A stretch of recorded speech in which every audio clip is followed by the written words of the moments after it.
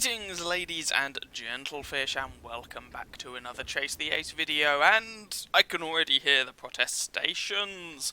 But Chip, in a previous video you said you weren't going to do any more of these. Well, what I said was that I wasn't going to try and, ace more tanks. Don't get me wrong, if I ace them that's great. I'm not going to, not try. I just wasn't going to rebuy machines with the specific aim of acing them, but I do have some replays that I wanted to show you, so here are some of them. So there are still going to be a couple of Chase the Ace style videos. Off the top of my head, I believe it is something like 2 or 3, including this one.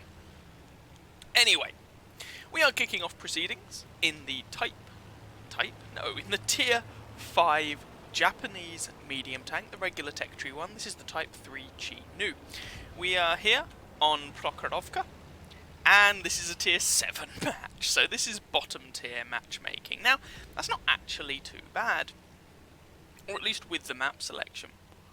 Don't get me wrong, bottom tier matchmaking can be awkward, but let's look at the positives. On a map like this, hello Mr. Hellcat, on a map like this, you tend to not be getting yourself into, that was a bad shot, into a kind of frontal meat grinder style engagement, which means there's quite a lot of opportunity, or more opportunity for lower tier tanks and more lightly armoured tanks to do well. You know, tanks that are playing a supporting role. But also, if you're playing a tank for the purposes of picking up ace tankers, you want lots of base experience. And shooting higher tier bad guys gives you lots and lots of tasty XP. So that Comet, for example, is Tier 7. If memory serves, that T-34 is not, but never mind.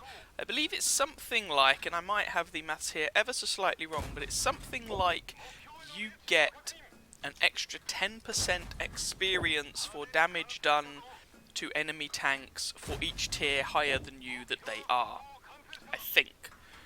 But that might be a little bit misleading, so don't quote me on that. Wow, that was a low damage roll. Anyway, so what that means is that if that's right, shooting tier 5s in a tier 5 just gets you 100% experience. Shooting tier 4s only gets you 90% of the experience. Shooting tier 3s gets you 80% of the experience. But going the other way, shooting tier 6s gets you 110% of that experience. And shooting tier 7s gets you 120%. So, I believe that is the case. This is where someone's going to jump in the comments and prove me wrong, and if they do, that's fine. The point is, you get more experience for damage and whatnot done to higher tier tanks. And that's going to be important in another video that I'll show you at some point.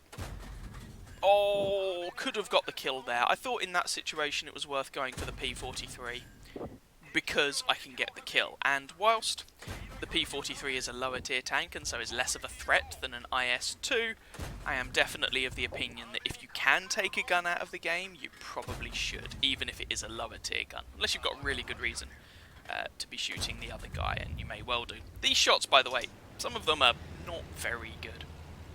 My marksmanship wasn't the best in this game, but nonetheless, we got 135 assistance for tracking that IS-2S and people shooting him, and we're actually up to 1252 of our own damage, which is actually pretty good.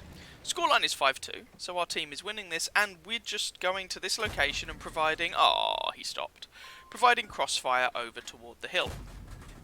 And this is a location you can use in pretty much any tank. We're getting a little lucky, I suppose, in that it looks like there isn't, or we haven't found anyone on the enemy team doing the same thing in the corresponding position just the other side of that ridgeline ahead of me. Maybe there is, but we haven't found them yet. And, oh, hello Tiger 1. Oh, hello Chi-Nu. Am I going to get spotted? Yes. Oh, this is a little bit dicey. Oh well, let's put shots into the side of that Tiger if we can. But yeah, you can do this in pretty much any tank that you want. And even I've done it in a KV4, for example. A stock KV4 in a tier 10 game, of all things. It was a long time ago. I think I've got a video of that on YouTube somewhere as well. But anyway, you can definitely do that. And it's a good way of getting both actual damage done and also assistance damage. Now, Tiger. Everybody who went for the hill on both teams has died, which is interesting. The scoreline is 9-4, so we are definitely winning this. I have a Tiger who wants me dead, which is a bit of a problem, but on the plus side, I can keep him spotted and my allies can shoot him, which will be nice. He's coming to kill me. I go for the track to try and hold him there. Looks like I might have actually dealt with the track, put one shot through his lower front plate, and he dies. I take a hit from artillery for 157. Hate M44s, but that's not the end of the world. And that Tiger one just goes splat, which is nice. It looks like maybe we weren't the ones to track that Tiger. I don't know. It doesn't matter. We were going for the track on the basis that that would stop him up on the ridgeline and hopefully get him killed. But at this point, there's only one of them left on the enemy team, that Churchill 1, and where do we think we might find him? Well, he might be over in the sort of A1 corner, I suppose. Or he might be on the other side of the map, but given that the VK appears to have driven around on that side of the map and not found anything, I'm willing to bet initially that he might be in A1, but the object hasn't found anything either, so okay, screw it. If he's down in A1, and he's just somehow being incredibly sneaky, then we're probably not going to be able to do a great deal of much to him. Like the object, the Tiger, the KV, they'll all farm the damage. If he's over this side of the map, however, then I might actually be able to do something. So we're just going to sit in the bush. We're going to let the VK go forward. He's much faster than me, so he's going to be the one who gets the spotting anyway. If I just try and chase him in order to get it, I'm probably not going to achieve a great deal of much, and we'll see if we can use this fairly decent gun to do something about Senior Churchill should he be over here. If he's not over here, well, that's going to start raising questions about where on earth he is.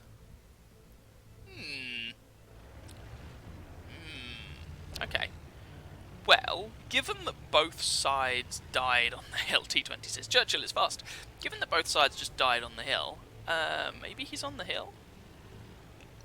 Maybe he went over the hill onto the other side and is actually down in kind of J8, J9? I don't know. Let's go and try and find him. So, I'm deciding that, screw it, let's drive up the hill, see if we can find this Churchill. This was going to be a nice quick game until we had to hunt this last heavy tank down. Ah well, never mind. We've actually got a couple of guys capping and, oh, there he is. Our KV-1 by the base actually spots this Churchill. He was up on the hill and he's giving me shots into his booty, so we'll take advantage. Low damage roll, which is a little bit disappointing, but never mind. Trying to track him into the bargain. And there we go. He dies. We take a little bit of damage, not that it really matters. Pick up some damage and get some assistance into the bargain, and that is the game. Let's have a look at the stats. So there we go. Obviously that was Ace Tanker, Spotter, Fire for Effect Bruiser, and a Confederate medal. Nice one to pick up just to demonstrate that, you know, you were helping, I guess. If we actually have a look at how we did with regard to the team in general, you can see the nice Christmassy garage in the background. 1,759 damage done, 1 kill, 1,028 base experience. So not a massive experience gain, but definitely respectable enough to pick up that ace. Finished at the top of our team by experience, and as it turns out, by damage as well. And actually, we got the highest damage in the game, which is not what you usually expect in your bottom tier medium tanks. 3 more damage than the enemy M44, so that gives some degree of satisfaction.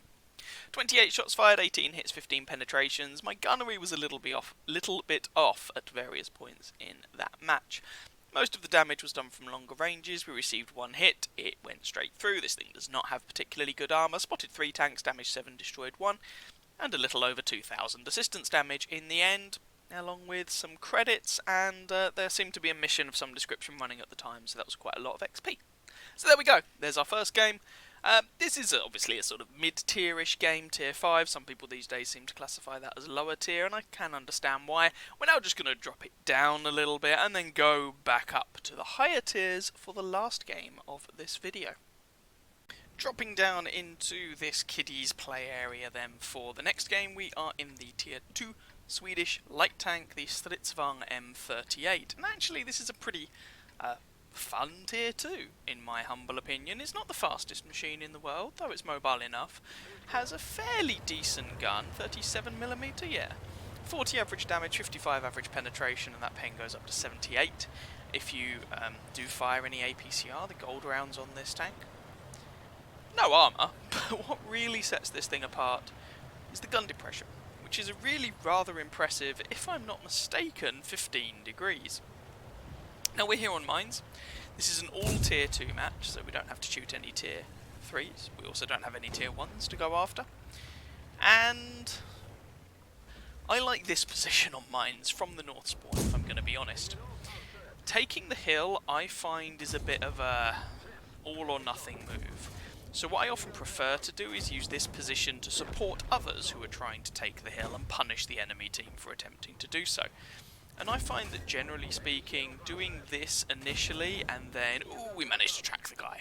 Doing this initially and then swinging up onto the hill as the game progresses, I have found more successful than just immediately trying to bum rush the hill.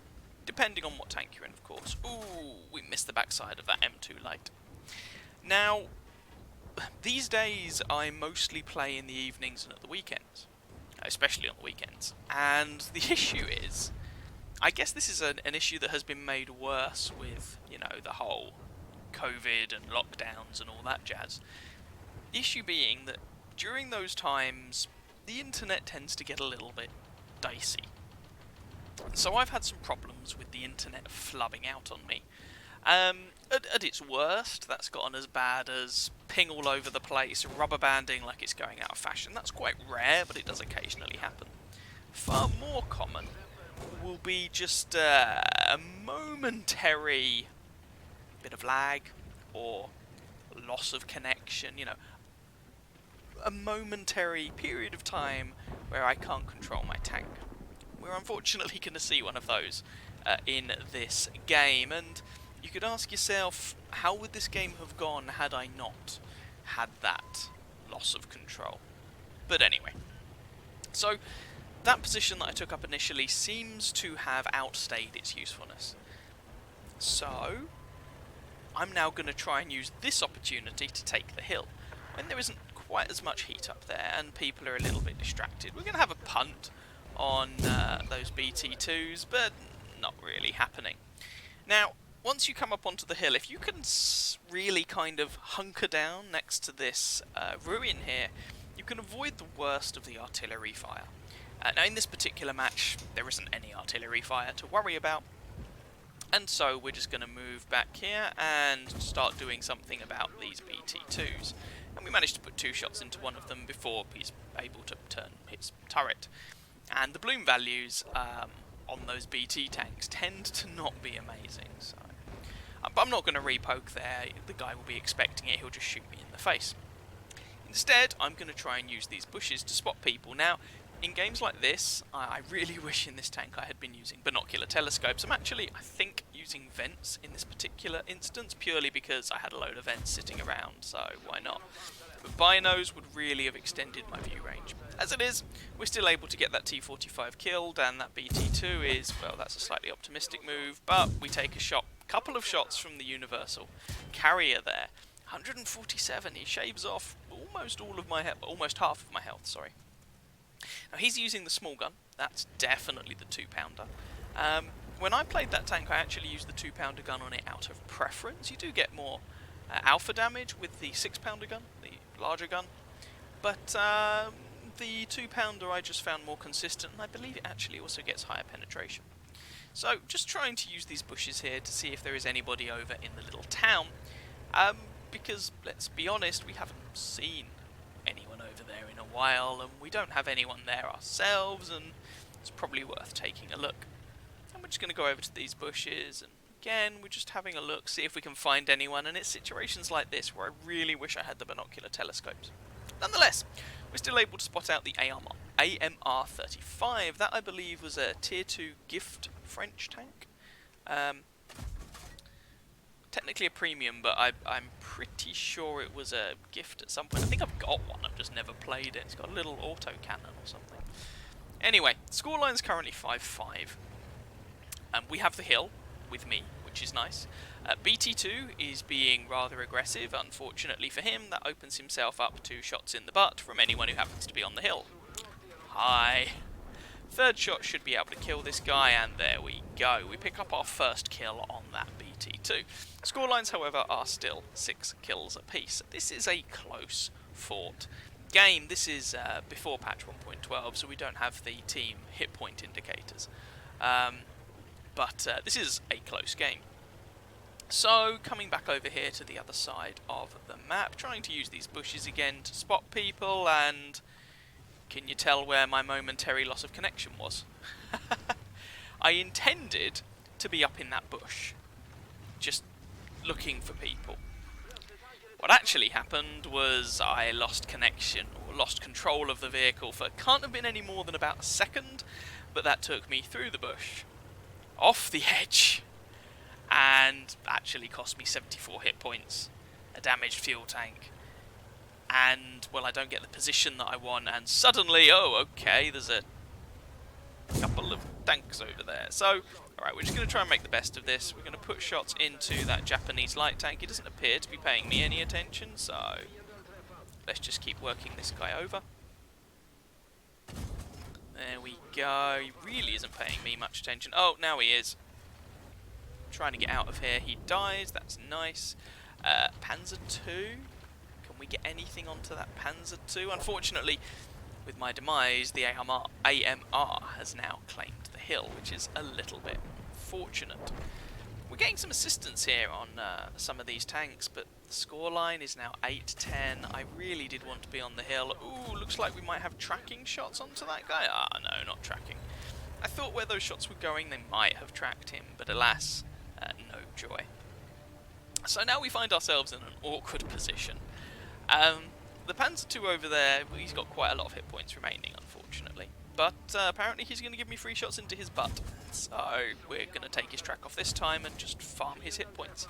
And the AMR keeps struggling with the pronunciation of that, is of course on the hill. So that's a problem. 1 or 2 more shots. Oh, we leave him on 1 hit point. There we go. So, I mean, coming off the hill was unfortunate, but it does get us some assistance, and we do get both of those light tanks killed.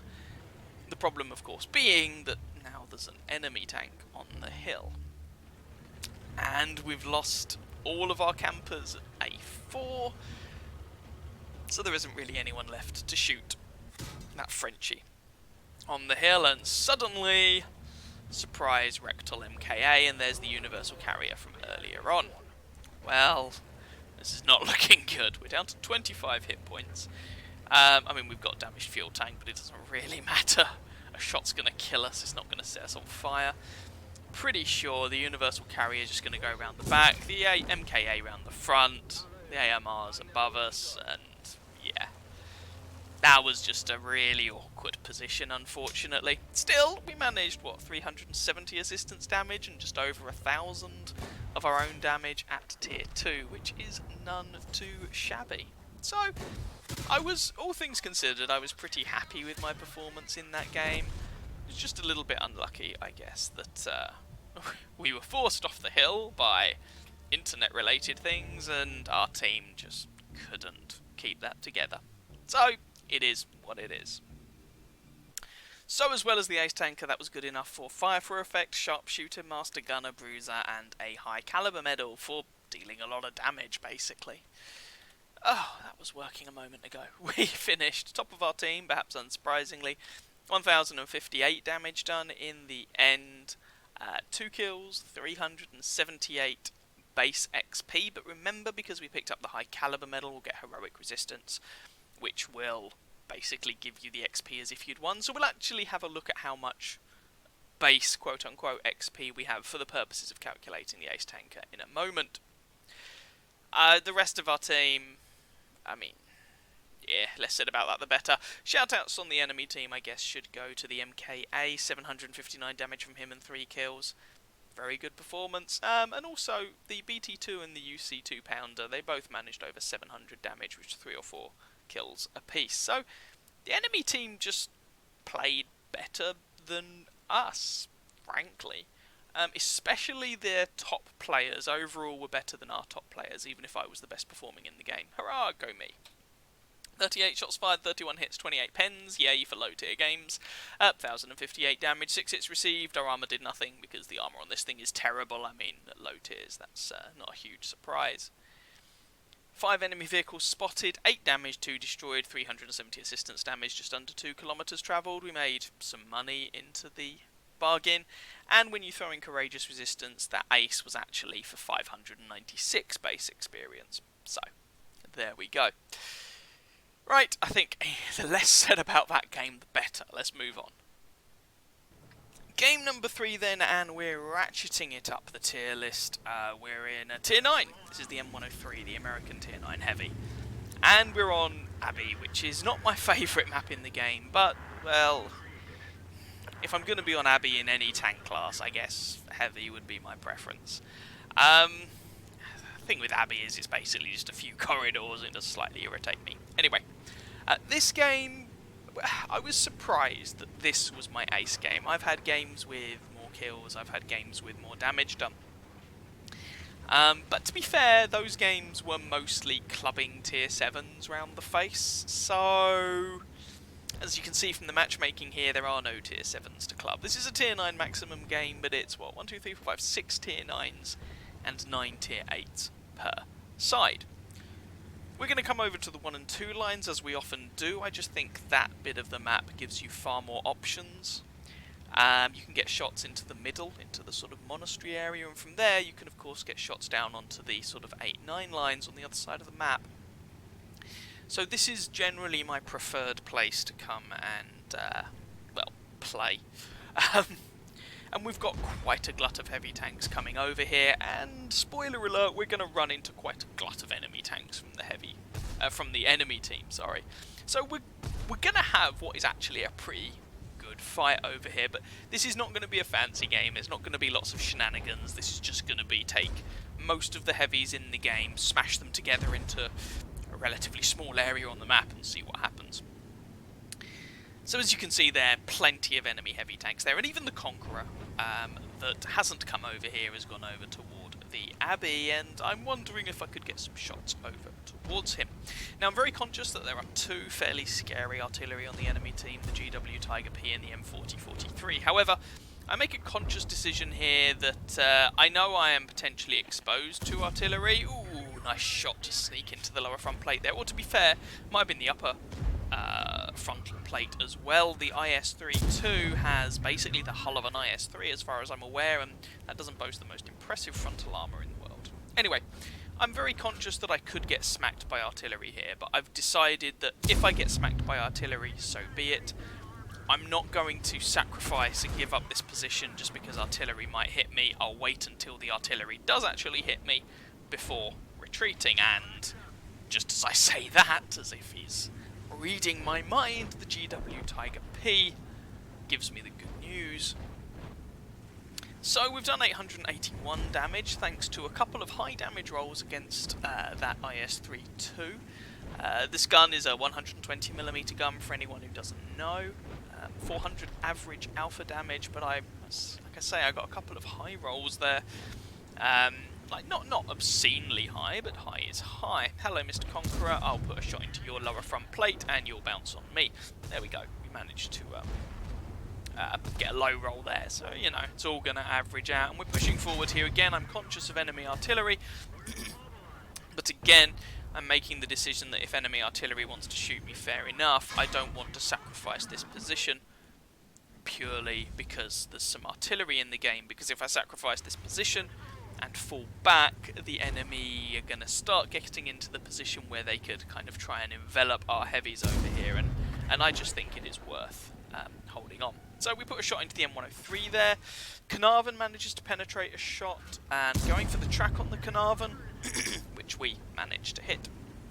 And we've done over 2,000 damage at this point, so we're doing alright. Waiting for the reload on the gun, and I actually really wanted that to damage the Conqueror. As it is, it only blows the tracks off the M103, but the M103 gets tracked and actually dies. That's a bunch of assistance damage for us. Unfortunately, I'm not able to pick up the kill there, and I'm just left reloading my gun. Looks like there's just a Conqueror around this corner now. So we sneak a shot into his lower front plate. He gets one through our side, but I really just wanted to make sure we secured that kill. Scoreline is 8-6. We do appear to be winning this, but we do have to be careful of those heavy tanks. I decided to use this opportunity to push on through and try to deal with those heavies that are down on the one line. Our Somua is already at one side of them, so I figure it would make sense for us to try and flank them. The M103 isn't the fastest tank in the world, but it's also not the slowest. So, yeah, we try and make this work. Coming around the corner, I'm intending to try and get a shot on that IS-32, but I'm aware that that M4043 was last spotted at C2. He could be just round the corner, and I really don't want to take a big fat HE round into the side, but as it is, shot into the rear of that IS-32, and there's the M4043. Kind of wishing I'd loaded a high explosive round here, but as it is, we get a nice average damage roll to kill him anyway, and he becomes our second kill. We might be able to pick up the kill on the IS-32 as well, but the Somua SM is slightly quicker on the trigger, and suddenly the scoreline is 13-7, and there's just that Conqueror in the centre of the map and the GW Tiger P remaining. It's been like I said, this isn't a fancy game, it's just let's smash heavy tanks together and see what happens. So, pushing onward here, I'm actually thinking I'm probably not going to do anything about that Conqueror before he dies, because there's a Type 61 and a Scorpion G closing in on his position. So let's just go and see if we can pick up some assistance or a kill or some damage on that GW Tiger P. Loading the high explosive, this is a 120mm gun, so your HE, your Alpha goes up to 515, Pen up to 60, which is more than enough to deal with most artillery. And there we go, we actually spot out the GW Tiger P there, going for a shot on his side. Someone else actually puts a shot in first, so the HE was irrelevant, but we do pick up the kill, and that's the game. It wasn't, again, it wasn't fancy, it wasn't flashy, it wasn't especially long, it was a very kind of mediocre game, and I don't mean I didn't do well. Like, we can see that I've done over 3,500 damage and got almost 1,000 assistance and picked up 3 kills. That's definitely not bad. But I was very much expecting this to be second class or first class mastery. I wasn't expecting this to be an ace, which it will be. The wonders of World of Tanks XP calculator, I guess. So let's just have a quick look at the stats on this one. So, as you can see, ta-da, Ace Tanker, I guess. Shellproof, Duelist, Fire for Effect, and I didn't actually really twig while I was playing this game, but a Pascucci's medal for picking up the kills on both of the enemy artillery. And again, it didn't feel like that game was particularly special. I suppose, thinking about it, to be fair, if we look at the tanks that we damaged, the 2 artillery pieces and the Carnarvon are all tier 8, so 1 tier lower. But the M103, IS-32 and Conqueror, which is where most of our damage came from, were all higher tier. And the damage was basically done at pretty close range, so I guess that made it better? I'm not complaining, it just seems a little bit well, unexpected. Let's just go with unexpected. We didn't actually finish top of the team. That accolade goes to Fuso, 640 in his Somua SM, 2,638 damage and 5 kills from him, netting him 1,236 base XP. So big shout out to you, Fuso. And actually it was a pleasure to play with you at the end, and we were able to deal with the remaining enemy tanks.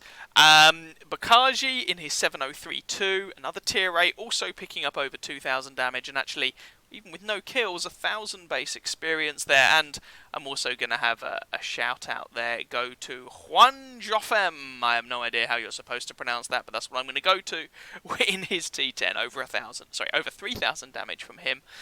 Nice to see tier 9 heavy tank kind of pulling his weight in a tier 9 maximum game. We managed 3,589 damage, 3 kills, 1,212 base experience, and that put us second on our team by experience, but we would have been top by damage done. Looking at the enemy team, what was the real difference there? Well, frankly, their tier 9s just didn't perform as well as our tier 9s. Top of both teams is a tier 8, Shout out to both of the 53 TPs on the enemy team, 2,500 damage and a kill from Steel Fox 1941, and 1,700 damage and 2 kills from Football 28, neither of whom were top tier, but they pulled out decent performances. And to be fair, the IS-32 didn't do abysmally there. The Object 257, 2.2k damage, but it really just drops off a cliff. Like 1,000 damage in a Conqueror, especially when you're top tier, is simply not enough. The Conqueror at the bottom of the enemy team with 400 damage done. Oh dear. You know, our tier 9s just did better than their tier 9s overall. I think that was the big difference between the two big teams, because that game was actually pretty closely fought for quite a lot of it. 14 shots fired, 12 hits, 10 pens for that damage count. 9 hits received, 2 penetrated, 7 did not. A little bit of splash damage from artillery there. We bounced 1,870 damage, spotted 1 enemy vehicle, damaged 6, destroyed 3, 1,263 assistance damage, 1.75 kilometers travelled for a 6-minute 20 game. I mean, even the game length is not a million miles off the average game length, which I think is a shade under 7 minutes. And we made a profit at tier 9, which is nice. We didn't fire any gold ammo or any of that nonsense, and we're running a standard account. And even if you discount the holiday ops bonus of 15,000 credits, we still would have made a profit of about 16,000 credits. Rack it all up, and that was a fairly nice amount of experience to get, you know, ×2 for the first victory of the day as well. So, all in all, that ended up being a pretty decent game, just not what I was expecting. It seems to me that even after the buffs, the Mark of Excellence and Ace Tanker requirements for the M103 are just pretty low. Even though the tank got buffed, not you know, it wasn't given some astronomical buffs that will make it super duper OP or anything, but even after the buffs, in general, people don't seem to be doing very well in this tank. Go figure, I guess. I mean, I must admit, I don't think it's the finest tier 9 machine in the world. In fact, when I played a few games, when I got back into, well, the game, and played a few in the M103, I didn't even initially notice the buffs. I didn't realise it had been buffed until, I think it was Pansy pointed it out to me. Basically, you've got better reload on the gun now, and they buffed the turret armour a bit. Not so much that there isn't a turret weak spot, there still is. You can still shoot the commander's hatch and you'll go through every day of the week and twice on a Sunday, but at least you can't overmatch the entire turret roof with every gun ever, which always used to be the case, and it meant that, hello darling, you could really just abuse these things with a lot of the tanks that would face off against them. Yeah, they would. That is definitely true. Anyway, sorry, I have a small person who you might be able to hear in the background. Hello. Anyway, there we go. There was my 3 Ace Tanker games in this particular video for you. Trying to cover kind of a variety of different tank classes. We've had, well, a light, a medium, and a heavy tank, and a variety of different tiers 2, 5, and 10, respectively. And just sort of cover all bases and, yeah, have a bit of fun. Hope you guys enjoyed it. If you did, by all means, feel free to catch some of my other videos and or subscribe to my channel. And, as ever, I wish you very happy hunting on that battlefield. Ciao, ciao.